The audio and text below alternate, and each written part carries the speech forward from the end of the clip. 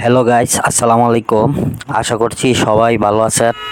আল্লাহর রহমতে আপনাদের দোয়া ও ভালোবাসায় আমিও অনেক অনেক ভালো আছি। তো গাইস, আজকের ব্লগটি হলো নিকলি হাওর ভ্রমণ নিয়ে।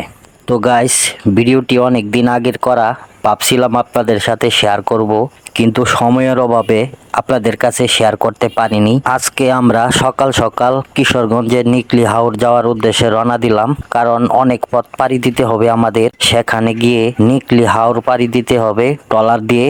নিকলি হাওর পাড়ি দিতে প্রায় 1.5 থেকে 2 ঘন্টা সময় লাগতে পারে। তো বন্ধুরা, এই দিনটি হলো ঈদুল আজহার কোরবানি ঈদের দ্বিতীয় দিন, 18ই জুন মঙ্গলবার 2024। আমি আসলে খুব ব্যস্ত থাকি, তার কারণ হলো আমি একটি পোশাক শিল্প কারখানায় চাকরি করি, এই জন্য তেমন একটা সময় পাই না, যার কারণে কোথাও বেড়ানোর মতো সময় আমার কাছে নেই। তাই আমার এক ছোট ভাই ঈদের সময় আবদার রেখেছিল ঈদের দ্বিতীয় দিন আমরা নিকলি হাওর ভ্রমণ করতে যাব।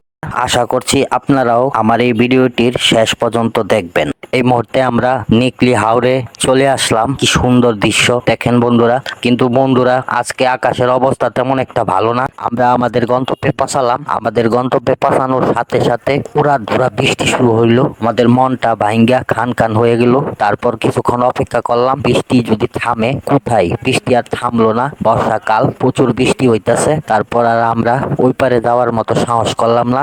3টা মোটর সাইকেল, 6 জন লোক, এই ঝড় বৃষ্টির মধ্যে ওই পারে যাওয়ার মতো সাহস আমার হয় নাই। তারপর ওদেরকে বলছি আমরা আরেকদিন আসবো, চলো বাড়ি ফিরে যাই। তারপর বাড়ি চলে আসলাম। তো বন্ধুরা, আপনারা যারা কিশোরগঞ্জ নিকলি হাওরে আসবেন, অবশ্যই আকাশের অবস্থা ভালো দেখলে আসবেন। আকাশের অবস্থা খারাপ থাকলে আসবেন না। অযথাই কষ্ট কইরা এত পথ পাড়ি দিয়া এইখানে আইসা যদি আনন্দ উপভোগ না করতে পারেন, তাহলে এই আসার তো কোনো মানেই হয় না। তো বন্ধুরা, আমার ভিডিওটি আজকে এই পর্যন্তই ছিল। দেখা হবে আগামীতে নতুন কোনো পর্বে, নতুন কোনো ভিডিওতে। সেই পর্যন্ত ভালো থাকবেন। আল্লাহ হাফেজ।